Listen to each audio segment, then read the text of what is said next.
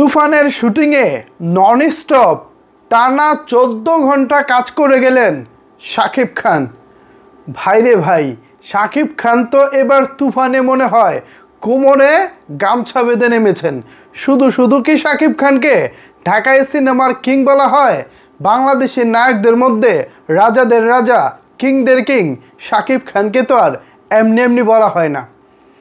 রাজকুমার সিনেমার শুটিংয়ে আমেরিকা বরফের মধ্যে শরীর জমে যাচ্ছিল, একেবারে রক্তে লাল হয়ে যাচ্ছিল ঠোঁট। কোনো রকমে এক্সপ্রেশন দিয়ে শাকিব খান যে কাজগুলো আমেরিকায় করেছেন তা ছিল এক কথায় অমানবিক। অথচ যারা রাজকুমার দেখেছেন তারা হয়তো সেই কষ্টটা বোঝেননি, কিন্তু শাকিব খানের অভিনয়ে ঠিকই মুগ্ধ হয়েছেন। এবার দেখেন তুফান সিনেমায়ও শাকিব খান তিনি তার সর্বোচ্চটা দেওয়ার চেষ্টা করতেছেন।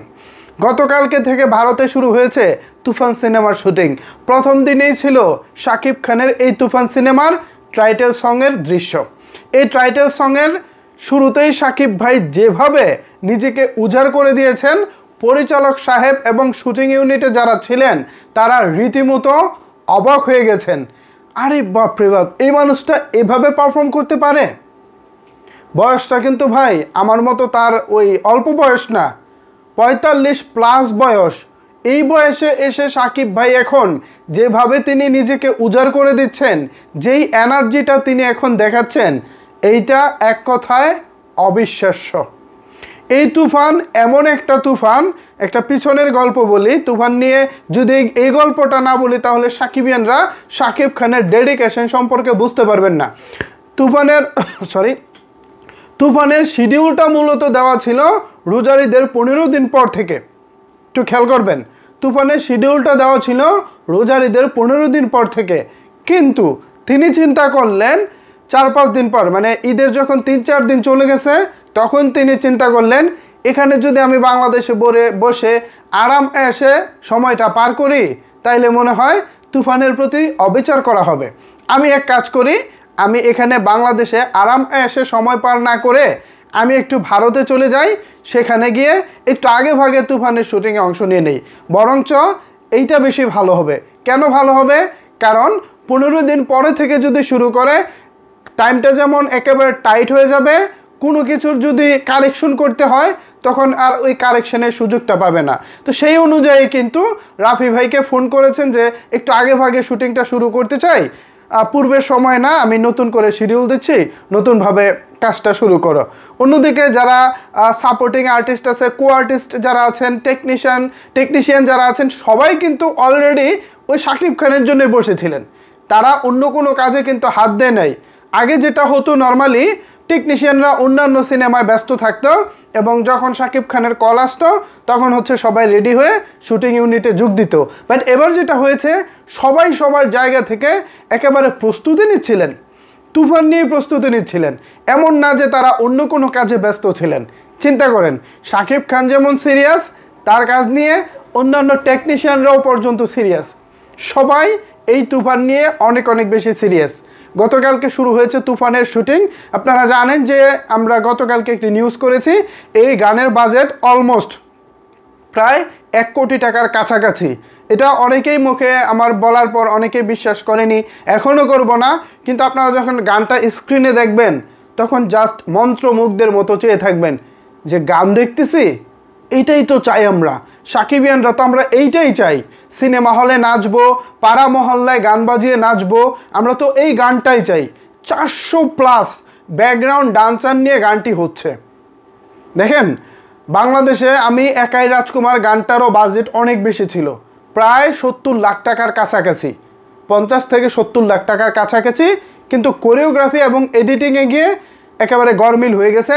যার কারণে অনেকেই উদাহরণ হিসেবে টানে, ভাই আপনারা তো একাই রাজকুমার গানের বেলাও বলেছিলেন অনেক টাকার বাজেটের গান, কিন্তু গান দেখে তো আমাদেরকে হতাশ হতে হয়েছে। এটা আসলে সবসময় তো সব কিছু ওয়ার্ক করে না। আপনি চেষ্টা করেছেন, শাকিব খানের যে পোশাকটা ছিল একাই রাজকুমার গানে, আপনারা তো এই পোশাকটার দাম দেখেছেন। শুধু এই যে আপনার লাল এবং যে গ্রিন কালার যে পোশাকটা ছিল, গ্রিন মানে সবুজ, হ্যাঁ, লাল এবং সবুজের যে পোশাকটা ছিল, কালারফুল যে পোশাকটা, এই পোশাকটার দাম হতো ভাই 7 লাখ, শুধু এই পোশাকটা, প্যান্ট আর হচ্ছে ব্লেজারটা সহ। এবার বাকি পোশাকগুলো হিসেব করেন, 300 জন ব্যাকগ্রাউন্ড ডান্সারের প্রতিদিনের পারিশ্রমিকটা হিসেব করেন, ভারত থেকে যে কোরিওগ্রাফার এসেছেন তার সাথে 4 জন অ্যাসিস্ট্যান্ট এসেছেন, ফ্যান্টম ক্যামেরা, নানা রকমের আয়োজন, এফডিসির ফ্লোর ভাড়া, মানে নানা দিক যখন হিসেব করবেন আপনারা টাকার হিসেবটা দেখবেন যে অনেক অনেক বেশি হয়ে যাচ্ছে। কিন্তু হয়তো কোনো কারণে গানটা ওয়ার্ক করে নাই, তারা যে এক্সপেরিমেন্টটা করেছিলেন সে অনুযায়ী হয়তো আমাদের ভালো লাগে নাই। কিন্তু একটি গানের উদাহরণ দিয়ে তো আর আরেকটি গানকে খারাপ বলা যায় না। এবার যেটা আসছে সেখানেও তারা সর্বোচ্চ চেষ্টা করতেছে। আশা করি আপনারা নিরাশ হবেন না, কারণ যৌথ প্রযোজনায় আমরা যেই টাইপের কাজ দেখেছি শাকিব খানের, কোনো কাজ কিন্তু আমাদের এখনো পর্যন্ত হতাশ করেনি। সেটা হোক শিকারি, নবাব, চালবাজ, ভাইজান, নাকাব, সব ছবিতেই আমরা ভিন্ন ভিন্ন গেটআপে শাকিব ভাইকে পেয়েছি এবং কোয়ালিটিফুল সিনেমা পেয়েছি সর্বোপরি। সো সেই জায়গা থেকে এখানেও আমরা আশা রাখতে পারি, এখানেও আমরা ভালো কিছুই পাবো, অন্তত এইটা সাকিবিয়ানদেরকে বলতে পারি। আর রায়হান রাফি ভাই দেখেন, অনেকেই একটু আড়াআড়ি করে বলেন রাফি ভাইয়ের সাথে দেখা করছি এজন্য রাফিকে নিয়ে একটু হয়তো বেশি মাতামাতি করতেছি। ভাই আমার মাতামাতির দরকার নাই।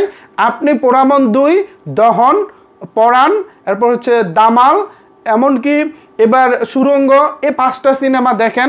আপনি যদি রাফি ভাইয়ের হেটার্সও হন, তর্কের খাতিরেও ধরে নিলাম, আপনি যদি তার হেটার্সও হন, এই 5টা ছবি দেখেন, তাহলে তার নির্মাণ কেমন, তার গল্প বলার ধরন কেমন, সে আসলে কেমন ছবি বানায় আপনারা বুঝে যাবেন। আমাদের রাফি ভাইয়ের প্রশংসা করতে গেলে রাফি ভাইয়ের কাছে যেতে হবে না, তার কাজ আমাদেরকে প্রশংসা করতে বাধ্য করব। তার সাথে পার্সোনাল পরিচয় আছে কি না আছে ডাজেন্ট ম্যাটার, এগুলো কোনোই বিষয় না। যদি কাজ ভালো না হয় দিন শেষে কিন্তু দর্শকরা সেভাবে গ্রহণ করতে চায় না। আমরা এর নজির অনেক দেখেছি। এমনকি রাফি ভাইয়েরও একটা কাজ দর্শক ওভাবে গ্রহণ করেনি, দামাল। দর্শক যখন ভালো কিছু পাবে তখন গ্রহণ করবেই, এটা আসলে জোরাজুরিরও কিছু নাই, অনেক বেশি প্রশংসা করারও কিছু নাই। তবে আমরা যেটা তুফানের অ্যারেঞ্জমেন্ট দেখেছি, তুফানের যে প্রিপ্রোডাকশনটা দেখেছি, তুফানের যে প্ল্যানিংটা দেখেছি, যেভাবে রাফি ভাই আমাদের সাথে শেয়ার করেছেন বিষয়গুলো, এগুলো দেখার পর তো ভাই আমরা তার সাথে নিমক হারামি করতে পারি না। আমরা যেটা নিজের চোখে দেখেছি সেটাই তো বলবো, আমরা তো বাড়িয়ে বলবো না যে না রাফি ভাই অতিরিক্ত করতেছে, অতিরিক্ত বলতেছে, বিষয়টা তা না। তার টেবিল ওয়ার্ক আমি যেমনটা দেখেছি তেমনটাই বলতেছি, এখানে ভাই বাড়িয়ে বলার কিছু নাই। আর এই ধরনের কমেন্ট যারা করবেন, আমি লাস্ট উত্তরটা দিয়ে দিলাম, ভবিষ্যতে আপনারা এই ধরনের বাজে কমেন্ট করলে করতে পারেন, ডাজেন্ট ম্যাটার, আমরা আমাদের কাজটা করে যাব। কে কী বললো না বললো আমরা সেদিকে তাকাবই না, পাত্তাও দিব না। সো এই যে শাকিব খান এই যে টানা 14 ঘন্টা ধরে শুটিং করতেছে একটা গানের পিছনে, গতকালকে সারাদিন খেটেছেন, আজকেও খেটেছেন, এই যে খেটে যাচ্ছেন, এটাকে অস্বীকার করার কোনো সুযোগ আছে? শাকিব খান এই যে তার ডেডিকেশনটা দেখাচ্ছেন, এখানে কি দ্বিমত পোষণ করার কোনো সুযোগ আছে? কি বলেন ভিউয়ার্স, কোনো সুযোগ আছে? কোনো সুযোগ নাই। শাকিব খানের অভিনয়, শাকিব খানের পারফরমেন্স নিয়ে কেউ কোনো কিছু বলার সুযোগ রাজকুমারে যেমন পায়নি, এবার তুফানেও পাবে না। আর তুফান তো হচ্ছে একেবারে ফুল কমার্শিয়াল সিনেমা, যে সিনেমা সাকিবিয়ানরা সবসময় অপেক্ষা করেন, যে সিনেমায় সাকিবিয়ানরা সবসময় চিন্তা ভাবনা করেছেন শাকিব খানকে এই টাইপের সিনেমায় দেখব। তুফান হচ্ছে সেই টাইপের সিনেমা। সুতরাং তুফান নিয়ে অন্তত আমি আপনাদেরকে বলবো একটা আশা রাখতে পারেন। এরপরও যারা বাজে কথা বলবেন তারা নিজ দায়িত্বে বলতে পারেন, আমার কোনো সমস্যা নাই।